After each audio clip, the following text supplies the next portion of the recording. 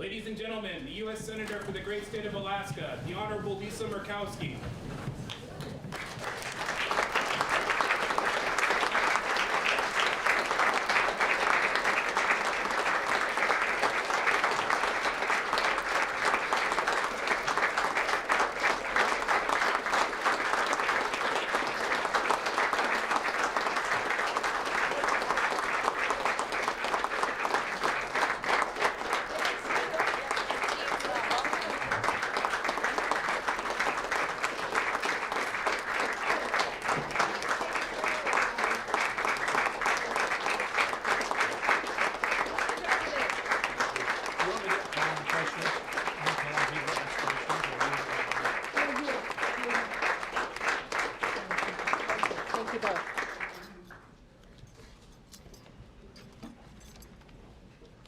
Well, good morning, everyone. Morning. Yeah, that's good enthusiasm. President Stevens, Speaker Tilton, to the members of the Alaska State Legislature. Okay, that's my formal part of it, and know that I am pleased to be with you yet again for my annual address to the legislature. To talk about our state's future and to talk about our future together. Those of you that have listened to my comments in previous years know that I always start my remarks out with a little bit of a family update. I share the latest on my husband, Vern, our two sons, Nick and Matt. But I will tell you, I look out this morning and it's different. It's a different look. There's many of you that I don't know yet. I'm looking forward to getting to know you. You probably don't know that my sons, who are just now in their early 30s, they literally wore their first ties when they were guest pages here in this chamber when they were just 8 years old. So we go back a long way here in this body. Time really flies.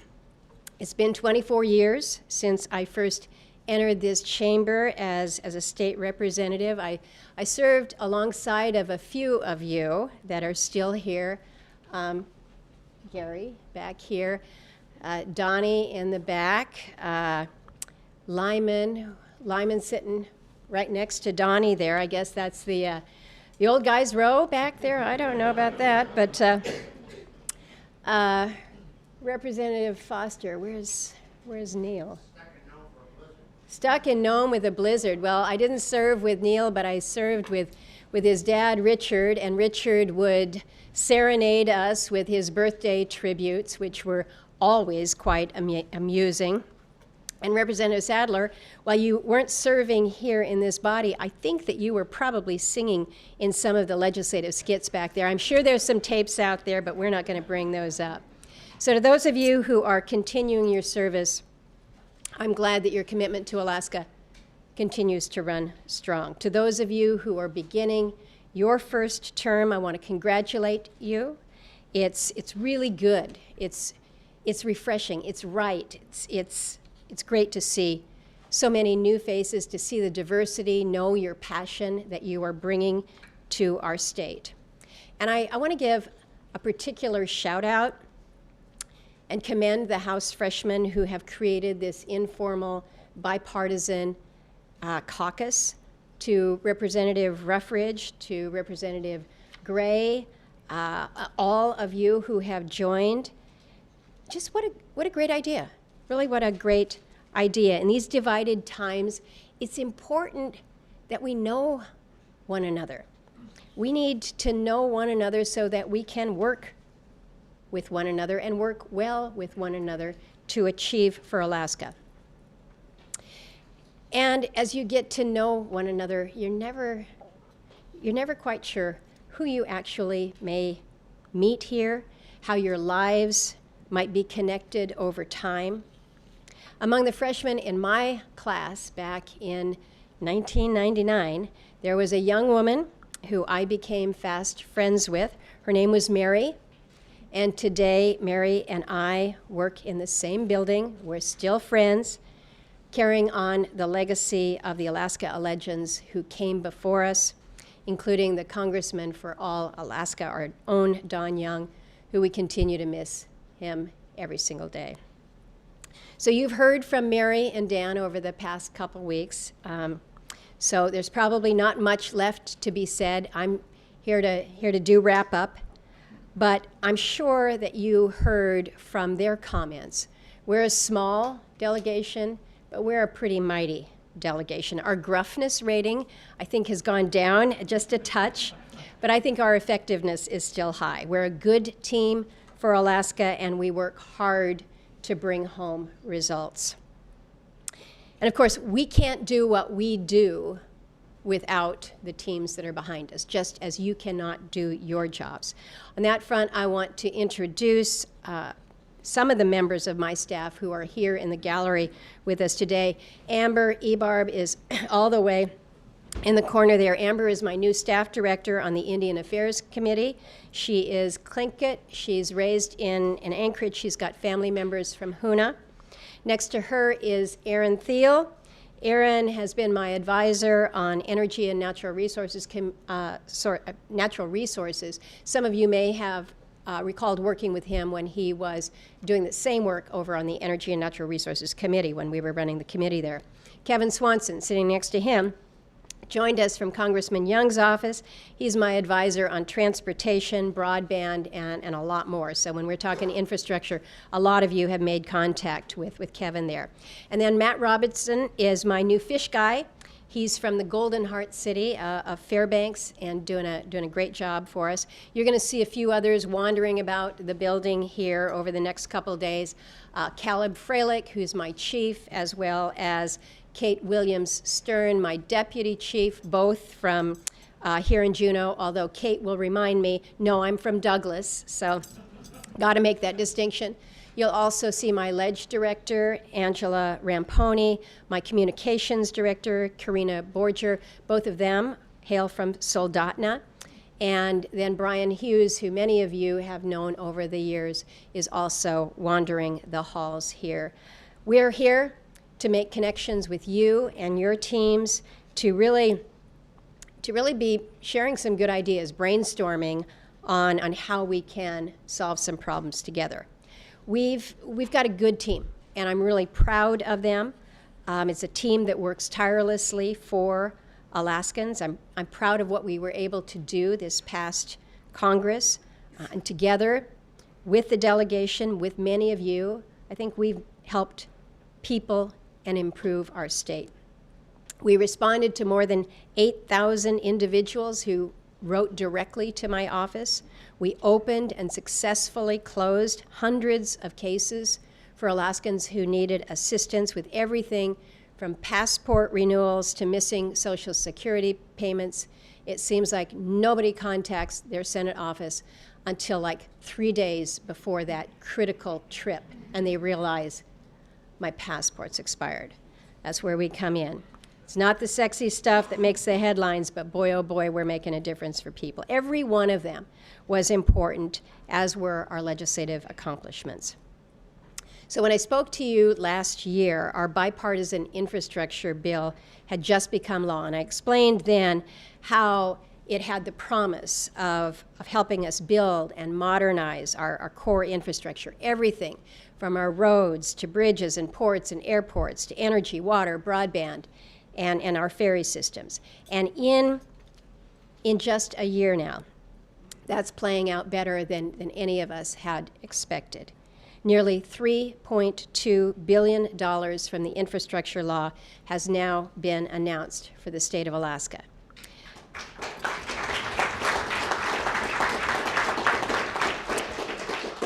Senator Stedman, Senator Keel, Representative Ortiz, Representative Stutz, you all know how much I love our ferry system. Yeah, number one cheerleader over there. But it was great to be able to give a call, speak directly with you, leave a message to give you the heads up that $285 million is headed our way to help our ferry system.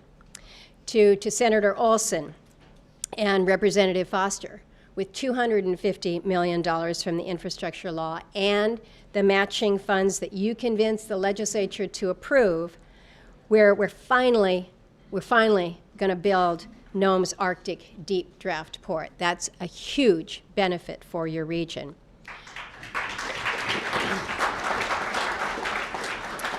So to President Stevens and again Representative Stutes, the Coast Guard, our Coast Guard now has $210 million for projects in Kodiak to support the offshore patrol cutters that will be home ported there. There's so much good that's going on with our Coast Guard. I'm so excited as we talk about all that we're providing for our Coast Guard men and women. To Senators Hoffman, Representative Edgman, Representative Patkatak, your regions, among so many others around the state, have received major grants for broadband deployment. You know, Lyman and Bryce, your legislation to establish the state broadband office and its coordination with the delegation effort has really made a big difference in our ability to bring these dollars back to Alaska, so thank you for that. That was very, very key. Now, Senator Hoffman, you always, every year, you ask, Lisa, what are you doing on rural energy? So I want you to know, Lyman, that the Department of Energy is standing up the $1 billion program that we created for energy improvements specific to rural and remote areas. So happy belated birthday. So beyond infrastructure, I partnered with many of you to leverage my position as a senior appropriator. My annual Interior Environment Bill was chock full of Alaskan priorities, from everything from transboundary water quality monitoring to a new program that we have stood up to clean up contaminated lands around the state. This is going to be a really key initiative, and I'm very excited about what the promise holds there. Since I last spoke here, we also engaged the congressionally directed spending process to secure nearly $750 million in earmarks for Alaska to address nearly 200 local priorities around the state. Every community in Alaska has the right to clean water and to sanitation. This has led to investments from Petersburg to Palmer to St. George and all across our state. We're expanding health services. We're providing housing for the victims of abuse and the homeless. We're expanding the shipping channel to Dutch Harbor. We're taking down the Polaris building to help revitalize downtown Fairbanks. We're supporting engineering and design, the work on the gas line there, backing law enforcement needs around the state, just to highlight a couple here. And I get it. I know that there's criticisms about earmarks. But keep in mind, these allocations come from across the political spectrum. They are fully transparent. They are within budget caps. They do not increase spending levels. And quite honestly, these federal dollars would have gone elsewhere had we not fought to bring them back to Alaska. So these are priorities that Alaskans have weighed in and said, we would like your help in returning our federal taxpayer dollars back to our priorities.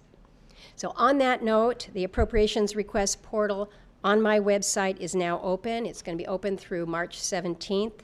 This is a process that I want to help in all of our communities, including those folks who just can't hop online to apply or perhaps to travel to DC to make their pitch. That is not necessary.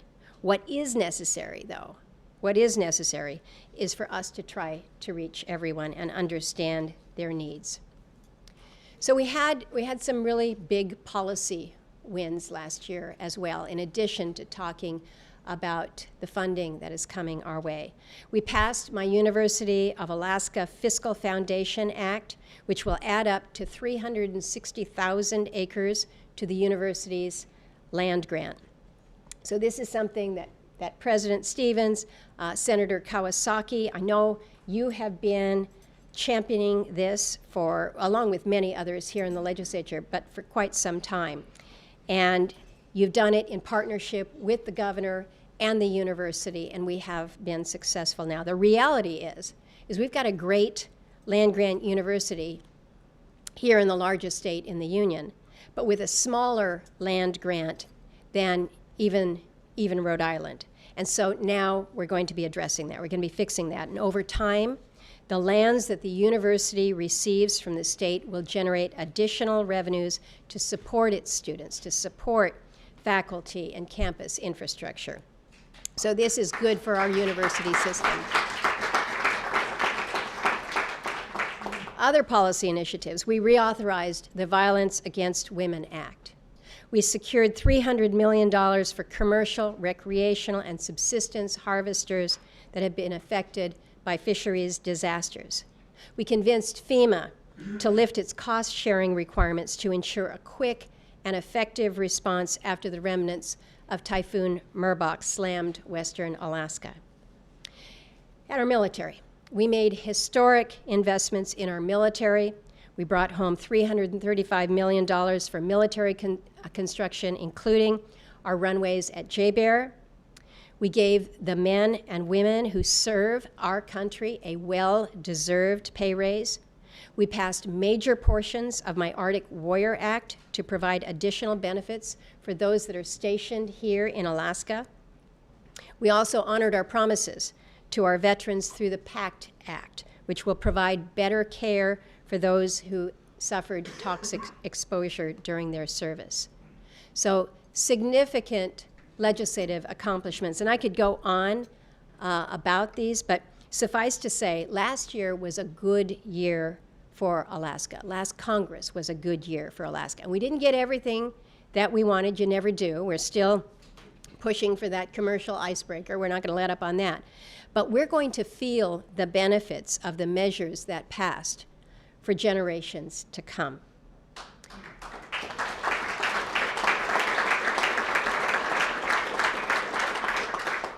So, it's a beautiful day out there. You can't tell in this chamber right now, but it's a beautiful day in Juneau. And as sunny a day as it is, there's also this next part of my speech, which is perhaps not so sunny. When I shared the direction that I was taking with my son, saying, you know, what do you think? What do you think about my comments? And he's like, ooh, Mom, this is kind of like the tough love part. But you know what? We can't talk about all of our successes without acknowledging that we have big challenges. We face big challenges as a state. You look at the analysis that Nolan Clauda and his team are producing, and it's hard. It's hard for us to look at that. We have had 10 straight years of net outmigration. Our employment growth was next to last of any state from 2015 to 2021. Our GDP declined.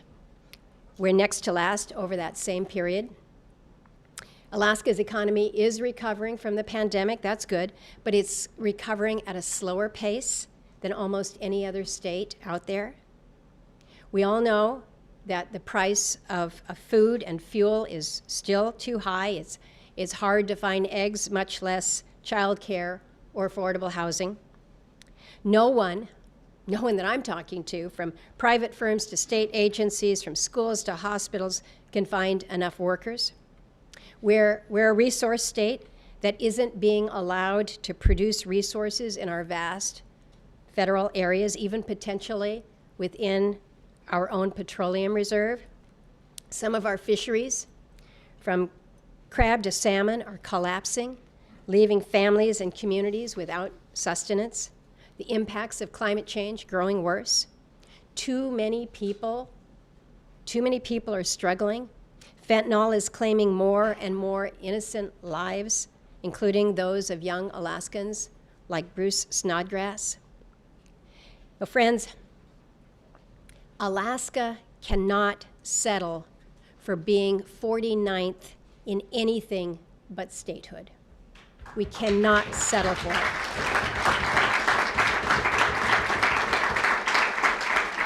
We cannot be a place where people spend part of their lives only to pack it up and leave because they don't see a future for them and their family. Or watch as the kids that we raised leave here and never come back.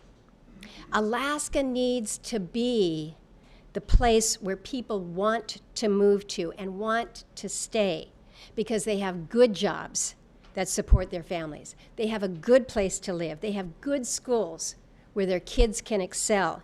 They have a quality of life that cannot be matched anywhere else. Where we take care of our fellow Alaskans when they hit rough patches. And that's going to take a vision from all of us, a different sort of effort from all of us.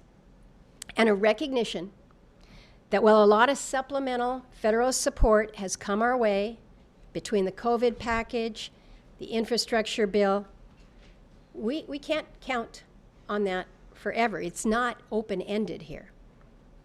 The delegation, the administration, and the legislature are all equal partners in Alaska's success. We need to be pulling together to take full advantage of these opportunities while they're still in front of us. So as I start a new term, I'm looking at every facet of how we can make Alaska the best place to live and work and play and stay. And that comes with an extensive agenda touching on about every area of public policy. And at the top of my list is economic development. And of course, on the top of that list is the Willow Project. I'm proud that so many Alaskans, so many friends from the lower 48 have come together to push for its reapproval. And I thank the resolution that the House passed, 36-0, sends a strong message about Alaskans' unity on this project, and I understand that the Senate is considering the same here.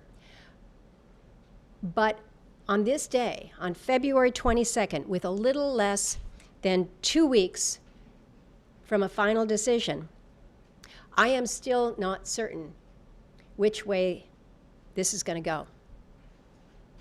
Now, know that I am absolutely, totally committed to this fight.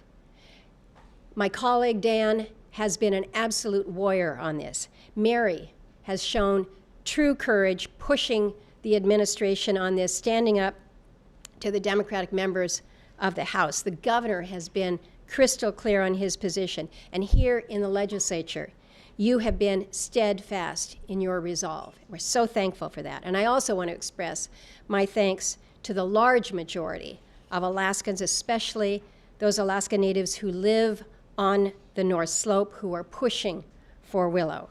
This has truly been a unified effort. But we all know this is a difficult administration to deal with. From Ambler to Anwar to the Tongass, we've had decision after decision go against us. And even this one, a socially just project located within a petroleum reserve, it's perilously close. So we need to finish strong. Every one of us needs to do everything that we can with every remaining day to make the case for why an economically viable project should be approved. Now, we also need to recognize that if the final decision on Willow should go against the recommendation of the career civil servants at the Department of the Interior, this is this administration's own experts. And so if the decision goes against their recommendation, folks, it's nothing but pure politics, and it has nothing to do with the merits of the project. Willow, though, is our priority, but it's not alone. We have the Pika project. We have the gas line. I'm more and more bullish on our mining future here in Alaska than I ever have been, so long as the EPA follows its commitment to avoid further vetoes in our state. We have incredible potential for renewable energy, from hydropower down in Angoon to geothermal at Murkowski. There's more federal support than ever. We're going to deploy the first advanced nuclear reactor in a few years. We can be the global hub for both carbon sequestration and hydrogen. And I commend the governor for putting some new ideas out there, putting them on the table for carbon storage and even monetization. But there is one item out there for Alaskan energy that does not set well with me at all. At all. And that is the possibility of our state importing LNG to meet energy needs in the rail belt. Folks, we have extraordinary resources. We have tremendous resources on the North Slope. We have more in Cook Inlet. We have renewables. We have the promise of advanced nuclear. And really, we are going to settle for imported LNG from British Columbia? We can do better than this, folks. We should not even be considering this as a temporary solution. We should not. This is hard. This is hard because we're looking at this and it's like we're looking at the timing and it's not looking really well. So we have to find a temporary. Well, I'm afraid of the temporary solution. Why? Because in order to be able to accommodate a temporary solution, we have to make some longer-term adjustments, like moving from an export terminal to an import terminal to get the ships under contract, to make contracts with the Canadians for this. And then what happens? We get comfortable. We get comfortable getting it from somebody else instead of taking care of ourselves with our own resources. In my view, it's the definition of aiming low, and this is a long, long way from that owner-state mentality that Wally Hickel preached to us. Alaskans deserve better on this one, so I'm going to challenge you to work with us. We all have to work on this.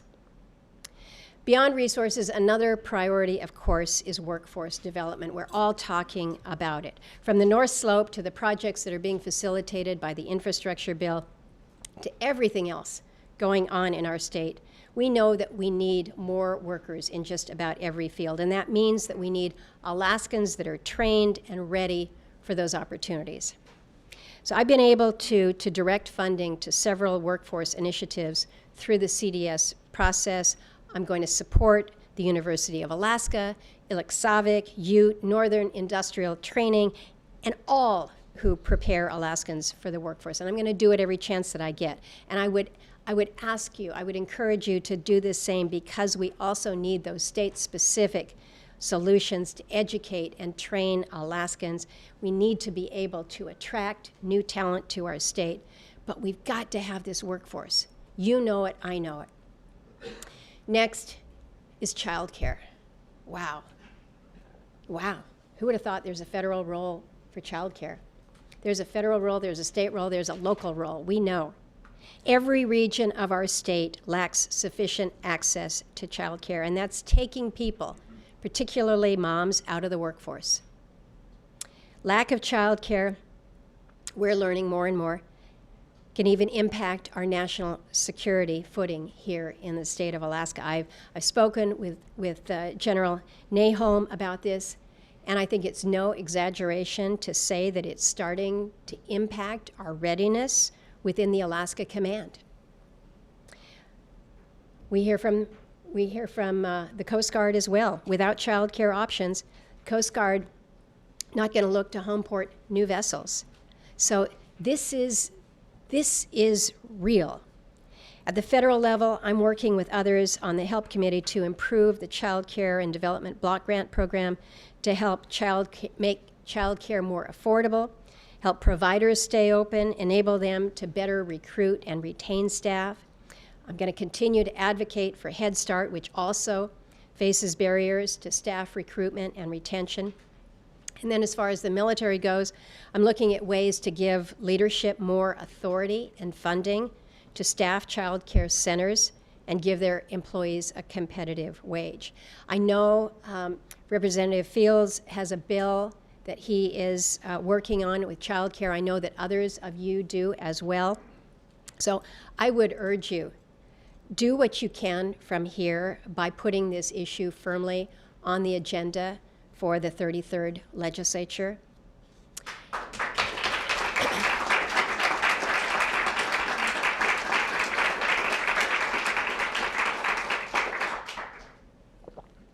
So another area is, as I travel around the state, in addition to workforce, childcare, we're all hearing it, housing. We know we need more and we need better housing all across the state, from St. Lawrence Island to here in Southeast. And this is an area where, quite honestly, the federal government has a pretty limited role. So I'm looking to try to find some creative solutions, including housing for teachers, public safety, and some others.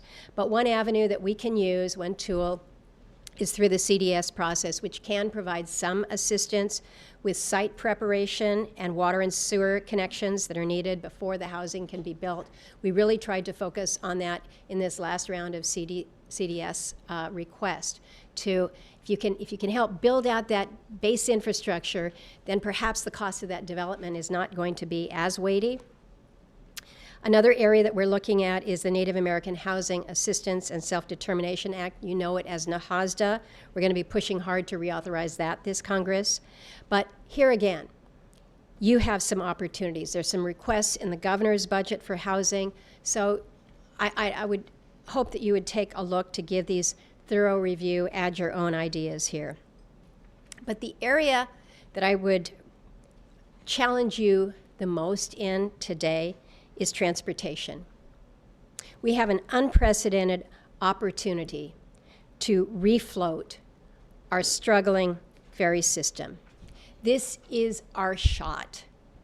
This is your lifeline. Please grab it.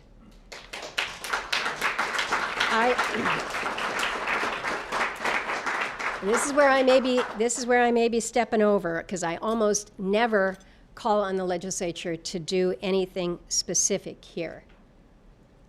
But I am asking you, approve the matching funds for our ferry system.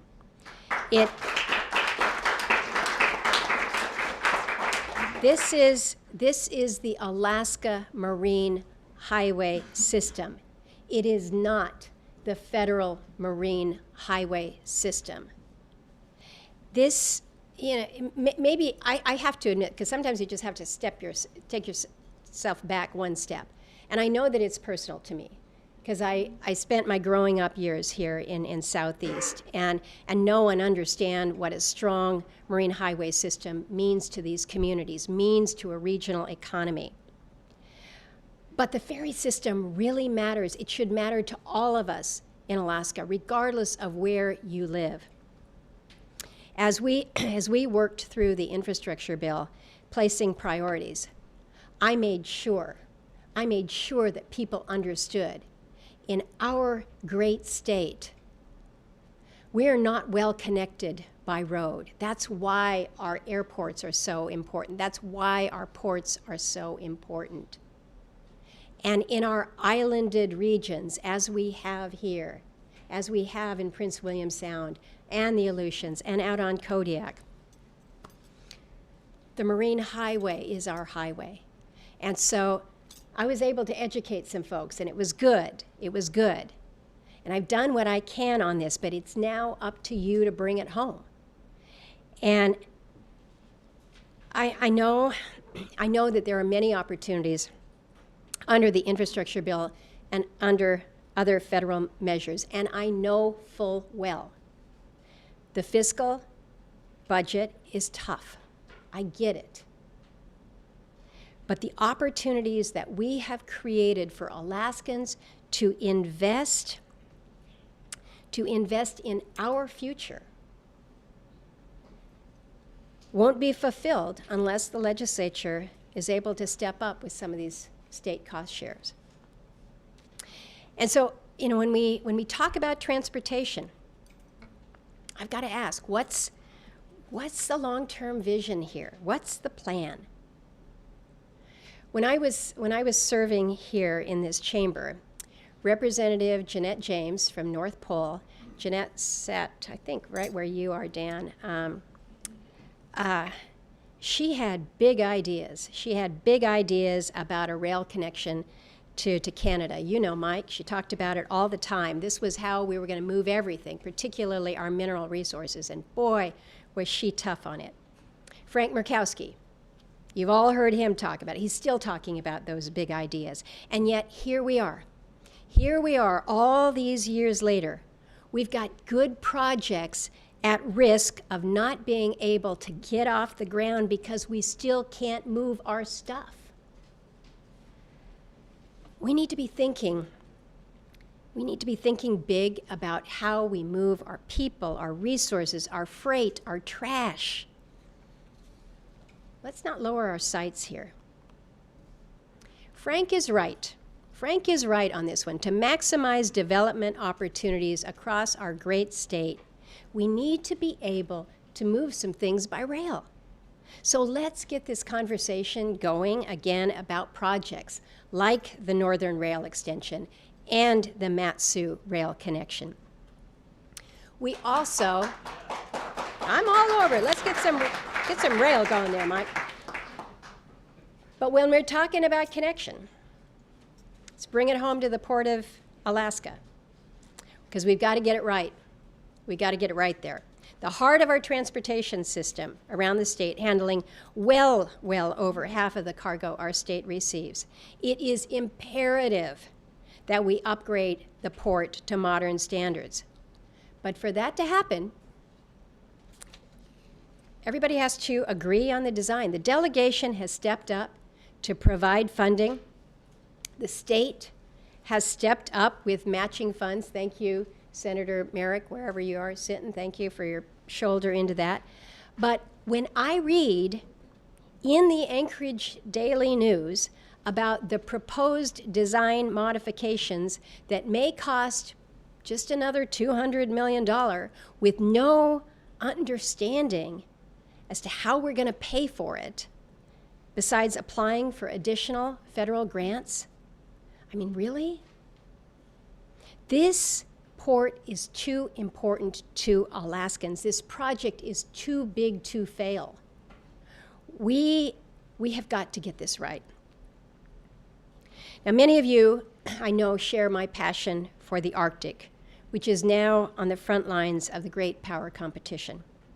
What we've done so far, and they're good, the funding for broadband, water, other core infrastructure, icebreakers, the reestablishment of the 11th Airborne, Arctic-focused strategies from every branch of the military, the creation of the Ted Stevens Center for Arctic Security Studies, the recent announcement just last week of our first Arctic ambassador, a fellow Fairbankson. These are all good steps, but they're first steps. They're not our final pushes. So where do we go in the Arctic? We need to make our international territorial claims. We need to prepare for greater maritime traffic from shipping, from tourism, and resource development, both here and abroad. We need to invest more in the infrastructure to meet the needs of those who are living there. In diplomacy, to try to keep the Arctic a zone of peace. In scientific research, to better understand the region and its environment. In adaptation, to address climate change. And of course, in security, to protect our sovereignty. So many of us have worked to educate Washington about the strategic importance of Alaska to our nation's security. And people outside of the state of Alaska are seeing in real time now what we've been saying all these years. In a very, very short time period, Americans have seen firsthand how China is a threat, how Russia is on our doorstep, how North Korea is kind of lurking out there. Started several weeks back with a Chinese spy balloon transiting over Alaska. A few days later, our military shot down an unidentified object off the North Slope. A few days just a couple days after that, Russian bear bombers were approaching our airspace. And then just 2 days after that, North Korea fires off ballistic missiles, labeling the Pacific Ocean as its firing range. We know Alaska is increasingly America's first line of defense, and I am more thankful than ever for all those who serve and keep us safe. And I'll tell you, what the men and women of the 11th Air Force and the Alaska Air National Guard have so powerfully demonstrated in just these recent days is that when you threaten Alaska's sovereignty, you threaten the nation's sovereignty, and we will respond. And as we discuss the threats to national sovereignty, we acknowledge that we are now just 2 days from the 1-year mark of Russia's catastrophic war against Ukraine.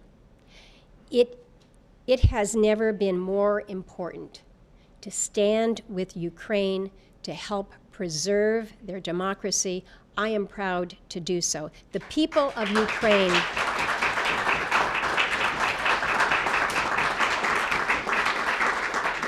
The people of Ukraine deserve our support. Their need is immense, and we applaud their courage and their continued sacrifice in the defense of democracy. What is happening in Ukraine daily is heartbreaking, but the hearts of those people are not broken. They are standing up in an extraordinary way that commands the respect of the entire world. So we are there for the people of Ukraine. Final priority I wish to raise today is caring for the vulnerable right here at home, because we have an obligation to do both.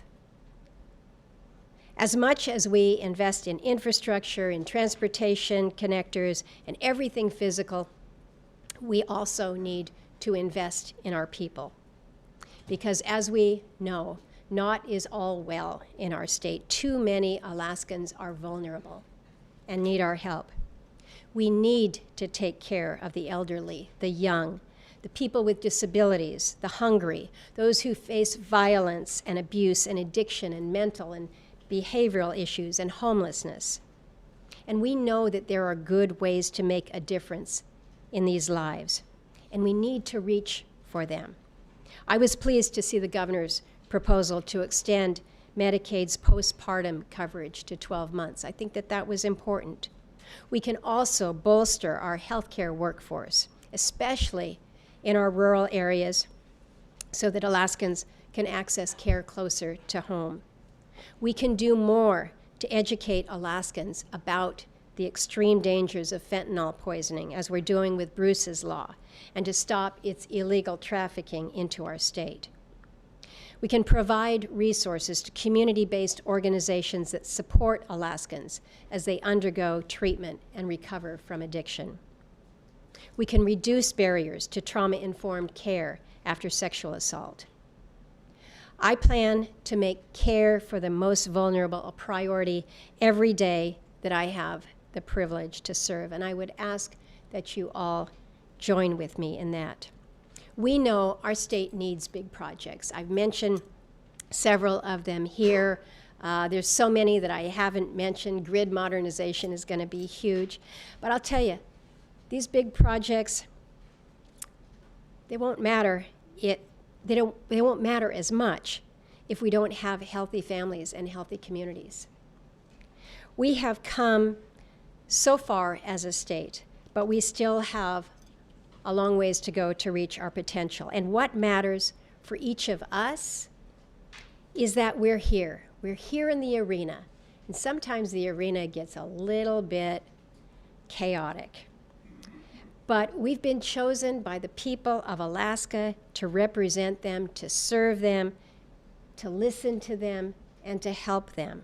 They're counting on us to have a vision, to push that vision, whether for resources, housing, childcare, workforce development, transportation, or another big idea that can shape our state for future generations, a generation that stays instead of leaving.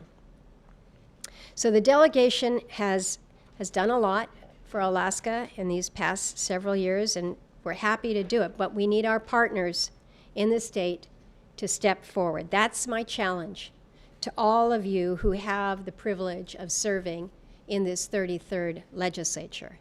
And I hope I didn't step on anybody's toes with some of my perhaps more direct comments. I didn't necessarily stay in my lane today.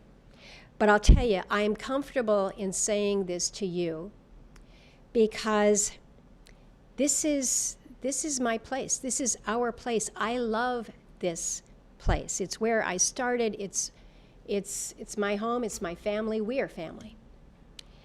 And I want the best for our state, as I know you want the best for our state. Again, we should not be 49th in anything but statehood. So I promise you I will be with you every day as your partner, as your fellow Alaskan, to take on these big things together, to resolve our challenges together, and to help our people together. Thank you for the time that you've given me today.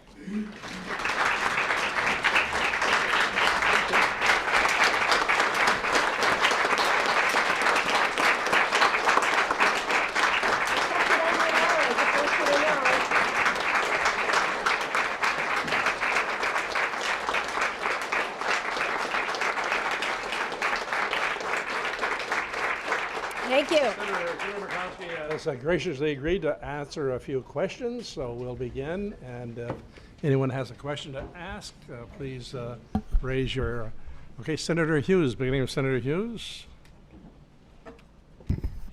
Thank you, and good afternoon or good morning. I'm not sure which it is. Senator We're not quite there. I didn't go past Dan Sullivan's time. All right. So first, a quick comment. Thank you for your comment about the importance of infrastructure in our state for the movement of people, of resources. And I just want to add that it's also very important for food security. And we recognize we need a lot more infrastructure for food security in Alaska. My question actually is related to your comments regarding the Arctic and national security. We know as a state we embrace our military and that we love to have that presence. But considering the era that we're in of increasing tensions that have really been demonstrated very visibly in the last couple of weeks, even in the last 24, 48 hours, I am wondering whether it is time, and I'd like your view on it, whether it's time to increase military assets in this state, whether that be military men and women, equipment, more aircraft, but particularly perhaps even another base, a naval base, a marine presence. I believe that I know I would sleep better at night because one of the things we've seen is, you mentioned, we're the first line of defense for the nation. I would arguably say we're the first line of defense. We're the gatekeeper actually for all of North America, and we saw that. So I believe DC, our leaders are recognizing that, even though, as you said, for years we've known it, but I believe what they've seen is in the last few weeks, they would also agree. So I'm wondering if it's time to step up and press for more military assets in Alaska. Thank you, Senator Hughes. It is important, I think, that we recognize kind of where we sit when it comes to, again, this national defense. And to your point, it's not just the front lines of defense for America, but when the role with NORTHCOM, NORAD, it is North America that we're talking about here. So do we need to be doing more? I think it is important to recognize the significance of what we have currently in the state. We have more fifth-generation fighters in Alaska than anywhere else. So we're in an extraordinary position there. What we have between Fort Wainwright, Eielson, J-Bear, the missile defense system out at Fort Greely, Clear with the long-range discrimination radar, the assets that we have out in the Aleutians still. Nobody talks much about Chemia, but believe me, we still have eyes on the skies out there at the end of the chain. To your point, though, about is there more that can be done, I will share with you that one thing that Senator Sullivan and I have really been leaning in on is making sure that we have the refueling tankers that we need. It's great to have the aircraft, but if you're moving long distances and you don't have the air refueling capacity. So working to address that also with the hopefully soon addition of the newly updated, what we call E3s, but would move to E7s. That's going to be significant from a surveillance. But it's not just in the air. To your point about naval assets, we do not have that naval base. It is something that we have been pushing the military on to explore, whether it is something out in the Aleutians or elsewhere around the state. What are we doing to protect these extraordinary waters? We talk a lot about Coast Guard because Coast Guard is us here in Alaska. But when you appreciate how much they have to cover, and their job is homeland defense here, so making sure that Coast Guard has the assets, the upgraded, modernized fleet that they need, and we have made extraordinary strides in addressing just that. We have obviously much more to do on the icebreaker side of things, because that too is an asset that is yet unaddressed. We have authorized 3 full polar security cutters, funded 2, but the problem is you blame everything on COVID, you blame everything on workforce, but at the end of the day, we still don't have an icebreaker. That's why this commercially available icebreaker was going to be a gap filler. So we got to get that back into the queue so that we're not left uncovered here. But believe you me, it's not only the Navy that we're pushing, but the Marines as well. Where's the Marine presence in Alaska? And would that not be something of consideration? The fact that we had all branches of the services put forward an Arctic strategy to be incorporated as part of our national security strategy is really quite considerable. So we have made extraordinary progress in the past decade or so when it comes to Arctic security, but in my head, Arctic security equals national security. So thank you to the communities that embrace our military into your community. It makes a difference. So everything that we can be doing from the asset side, but also making sure that the men and women and their families are cared for, whether it's housing in the interior, whether it's mental health services, whether it's good schools, we all have a role in supporting that as well. So thank you to our Alaskan communities that embrace our military like no other state I know. Thank you for the question, Senator Hughes. Thank you, Senator. Representative Prax. Thank you. Senator Murkowski, you and the other members of the delegation gave us a lot of assistance in the interior to reach some sort of an agreement with the EPA over air quality goals. And roughly the goal was, all right, you give us the goal, we'll figure out how. And that was quite a community effort. Mm-hmm. And now they're reneging on that promise. So we need a little more attention brought to that situation. We can figure it out, but frankly, we cannot figure it out the way they want us to figure it out. So we'd like some help on that. Thank you. No, thank you for raising it. And I think it's going to be important, you know, that EPA will hold, I guess, an open comment hearing up in Fairbanks. I think it's the 8th of March here. It's going to be important for the voices from the interior to be heard, clearly articulated as to why this, I was going to say why this approach is so detrimental. That's kind of putting it way too politely. What will happen if the EPA were to not continue working with Fairbanks and the interior communities on this, is so punitive without regard to the efforts that have been made to reduce your emissions. I'm told by EPA that you have fully reduced by half your emissions. That is nothing short of remarkable. And it has not come without pain and consequence. Families have had to make some costly transitions in order to comply.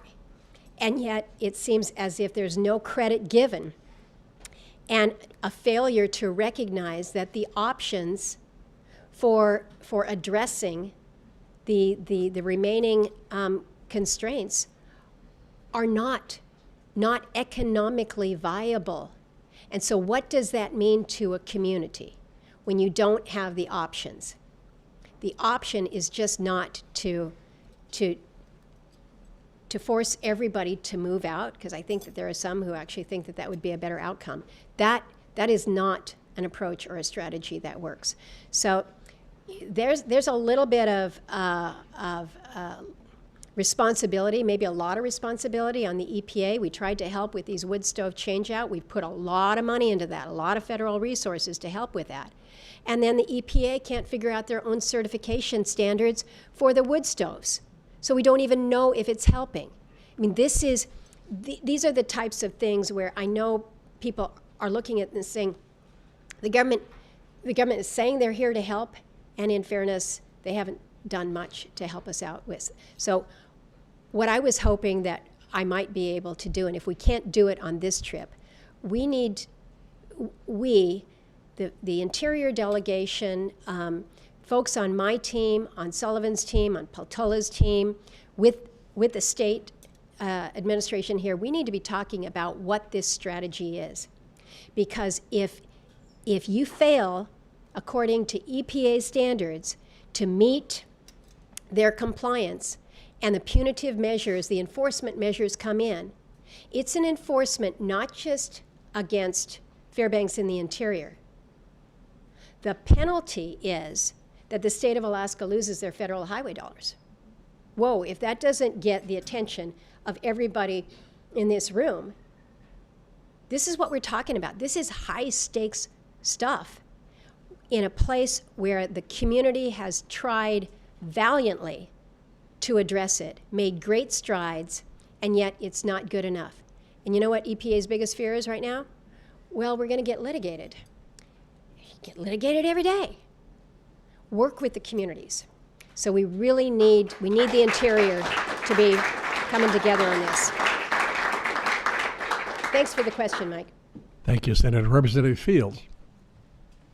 Thank you, Senator Murkowski, for you and the delegation's extraordinary and inspiring work to support democracy in Ukraine through appropriations, with passage of the CHIPS Act. The work that you all have done with the administration is incredible. And my question with regard to that is, when we see these authoritarian governments like China and Russia allow production of natural resources with no environmental controls, no greenhouse gas controls, what do you see as an opportunity for a border adjustment fee or similar policies to make sure that our American producers, who produce so much cleaner, at least have a level playing field and we're not helping out these authoritarian regimes? Thank you. You got a couple different things here in your question, Representative Fields, and thank you. So there is an interesting discussion going on about a border carbon adjustment fee, a carbon border adjustment fee, and what that might mean. And could that be something that is going to help kind of level the playing field, allow us to be more competitive in this space? And there have been other aspects of a broader carbon plan that have been talked about. But I think one area where you're seeing Republicans and Democrats looking at this and saying, all right, this is something that we might want to have a more fulsome discussion on, about what we might want to do. There's a level of caution here, though, because when you're imposing these effectively tariffs on things coming into the country, you know, what is that going to do? We all know that we are supply chain constrained, particularly in a state like Alaska. So we've got to look at that critically to see how that will impact us. But I'll kind of go a little bit beyond the carbon border adjustment to the whole issue of basically where we get our stuff. Because we're talking a lot about what we're going to be doing in building out our renewable energy resources, what more we need to be doing to win the war when it comes to not only solar panel production, but chips manufacturing. And at the end of the day, it all comes back to you gotta have the stuff that allows you to build the smartphone or build the pen or coat the blades on the wind turbine. And so where are we getting this? How are we accessing our own resources to benefit our own country? And so the great debate now about not just critical minerals, but minerals in general, from rare earths to everything else, is how and where are we sourcing? Because right now, the United States, in my view, is taking the easy route. We're looking to other countries to help give us what it is that we want, so that we can be strong, so that we can beat you, so that we can win the climate race, we can win the arms war. We need all of this, but it's just easier to get it from somewhere else. Perhaps other places where your environmental laws are so lax they're practically non-existent. Perhaps from places where child labor laws are non-existent, and literally you have children carrying cobalt out in baskets on their back. And we'll look the other way to who it comes from and how it got there, because we need the resource. Instead of saying, how can we not only take care of ourselves, have the resources that we need, but also be honest instead of being hypocrites about our need for a resource. And whether it is oil or cobalt, name your resource out there. We've got to be honest about it. We have stronger environmental standards, stricter environmental standards in this country than you will find just about anywhere else out there. We have labor laws that protect our people in ways that we should be proud. And we can utilize the technology that we have in place to access our resources in a way that is in concert with your environment. I was proud to stand with the people of the North Slope and have whaling captains stand there and say, thank you for not only protecting our whaling quota, but thank you for working so hard to get Willow opened, because we need that resource. Because we know that the way that it will be developed here will be in concert with our standards so that we can continue the subsistence lifestyle that we have up here. Not every place can say that, but we have been able to, and we will continue to be able to. And so how we exchange our vulnerability for a resource, for the ease of gaining it from somewhere else at someone else's expense, we've got to look at ourselves in the mirror. And this is one of those areas where the administration is saying the right thing. We need to be producing more of our own critical minerals. And then they fail. They fail in doing much of anything to help advance access to that. And so you can't have it both ways. You just can't. Thanks for the question, Zach. And thanks for what you're doing on child care. Representative Ortiz. Thank you, Mr. President. Thank you, Senator Murkowski, for being with us here today. Thank you for your both inspiring and challenging words that you put before us, this particular body today. My questions kind of go a little along perhaps a different route. as to the questions you've heard previously, but in the end, it's not really. As you know, I'm from Ketchikan. Your parents currently live in Wrangell, and both those communities live in areas that are very close to some river systems like the Unic and the Stikine, where just 50 miles to the east of us, there's planned and continued movement towards large-scale mining development projects that potentially could threaten our very important fishing industry. As you know, the fishing industry is the second largest or largest private employer in the state of Alaska, and there's challenges out there that that need to be addressed. And one of those potential challenges is the potential impact that could come from this large-scale mining development that's been going on for the last 20 years or so on the other side of the border. My question is, can you give us an update on your transboundary work with the Biden administration and Canadian officials, and what kinds of solutions can Alaskans expect in the coming years on that particular topic? It's an important one. It's an important one. We can work things within our own state. It's another thing when you're dealing with not even another state, but another country. Another country, which makes it complicated because we have international agreements.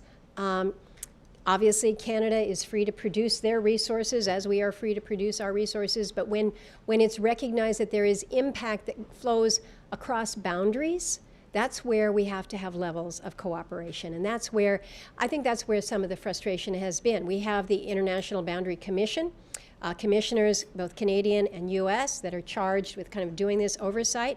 In fairness, for a while, there wasn't a lot of teeth in terms of are they resourced as a commission. We've kind of addressed that.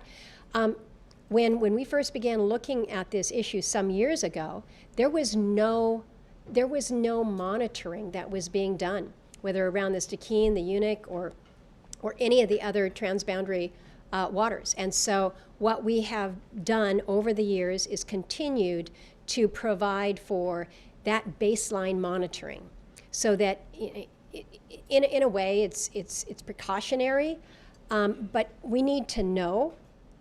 We need to know by the monitoring that has gone on. So that has been in place now for probably, I don't know, I would say a decade. I'm looking to my fish guys back there, whether it's been a full decade about that. And we, in this past appropriation cycle, continued that funding. We've added another watershed area. So that's happening on our side. There was an effort. This was actually back in the Walker-Malott administration, where there was more direct engagement from the administration directly with our neighbors on the Canadian side. I think some of that has kind of, I don't think it's fair to say stalled out, but it hasn't been as elevated. It has been hard. I will tell you, it has been hard in the State Department to get the attention focused on this. There's an issue right now on transboundary water quality over in the Montana area, and their issue has now helped elevate our issue here, because they've actually got issues that are real and present and threatening water quality on the U.S. side. It's awful to say, but that, until there's something bad happens, it's hard to get it to register with state. And so this is something where, again, it helps us as your federal delegation to have you all keep pushing us on these issues, so that we can go back to state and say, we got all these folks back home, and you're not assigning a level of priority that needs to happen with this. So as much as this administration is focused on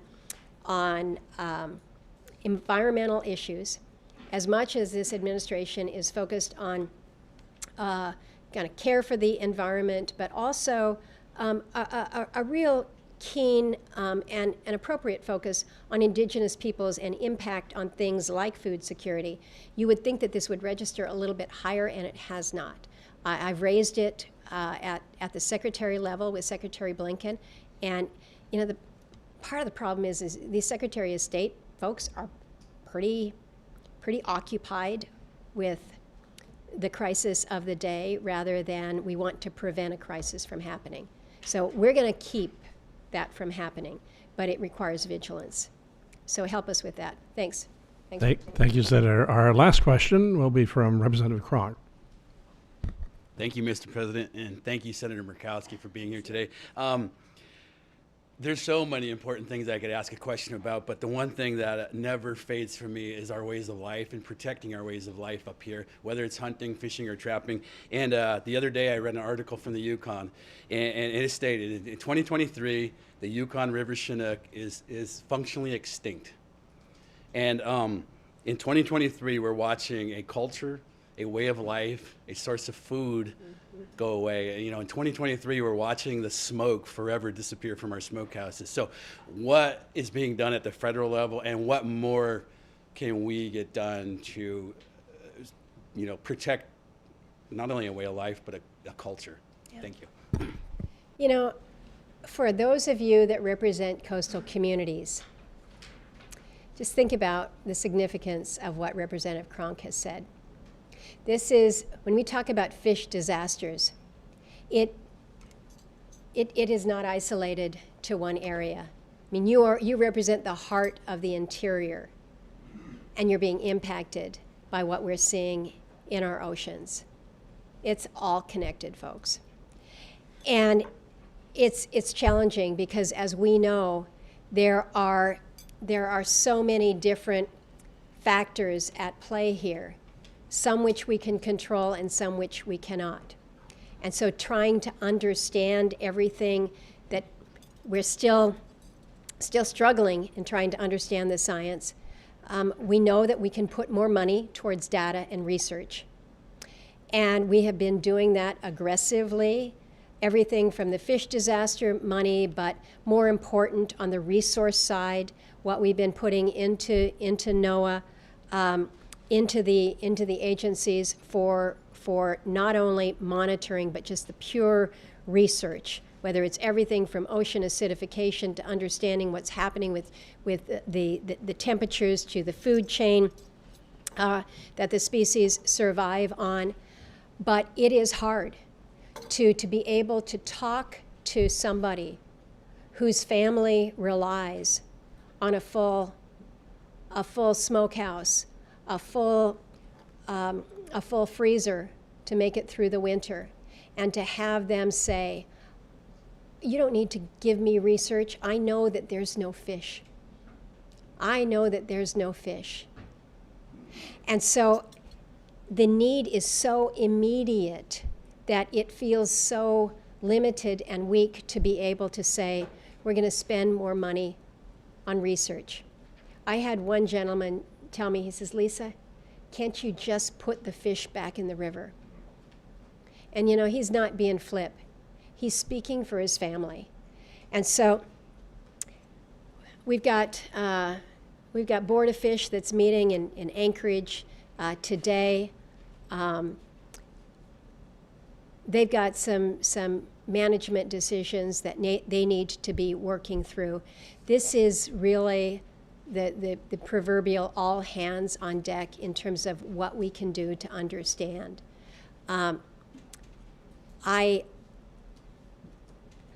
I have made clear, and Senator Sullivan has been really direct. He's on the Committee of Jurisdiction, on the Commerce Committee. But we've been bringing agency people up to the state to see and hear and understand and listen. They've been helpful. That's going to help. We've got to understand when we're talking about issues like bycatch, from a management perspective, how do we deal with these things? Those are things that we can manage. Something like understanding how ocean acidification is impacting our salmon species. Those are harder, longer term, but there are some things that we can be looking at in the here and now. I know down here in Southeast, this litigation coming out of the environmental organizations that would effectively shut down our trawl industry here. These are matters where sometimes it's a matter of shortage of resource that we don't understand, and then there are issues like this, which in my view are nothing more than litigants who are looking to shut down an entire industry, and basing it on assumptions that are not true to the Alaska situation. So we have so many challenges in front of us with regards to our fisheries. But I think it's fair to say that we recognize you don't have to be from a coastal community or represent a coastal region in order to understand the priority and the significance of what this means. We're talking food security here, certainly, but it really is a cultural identity. We came to the Union, the state of Alaska came to the Union over the fight over fish. And fish is still at the forefront of our discussions and priorities. Thank you so much, Senator Murkowski. We greatly appreciate your being with us and your leadership. Thank you. Thank you. Thanks for the time today. Thank you.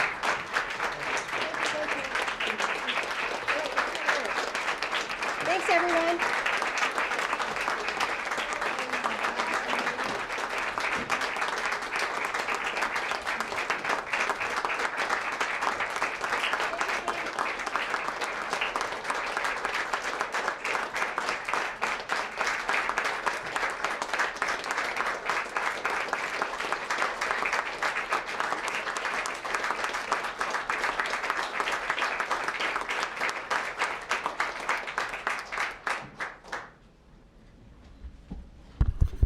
Thank you, Madam Majority Leader Giesel. Mr. President, I move that the joint session be adjourned. Thank you. Without objection, this joint session is adjourned. The House will stand at ease, waiting for the Senate's departure.